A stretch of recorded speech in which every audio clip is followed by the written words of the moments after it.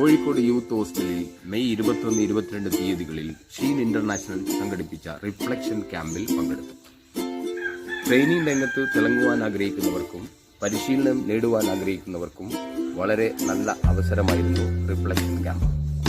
ഈ ക്യാമ്പിലൂടെ ട്രെയിനിങ് മേഖലയിൽ ഏതെല്ലാം കാര്യങ്ങളിൽ ശ്രദ്ധിക്കണമെന്നും ഒരു ട്രെയിനിങ്ങിനാവശ്യമായ മൊഡ്യൂൾ എങ്ങനെ തയ്യാറാക്കണമെന്നും പബ്ലിക് സ്പീക്കിംഗിന്റെ വിവിധ സ്കില്ലുകളെക്കുറിച്ചും വളരെ വിശദമായ ചർച്ചകൾ നടന്നു.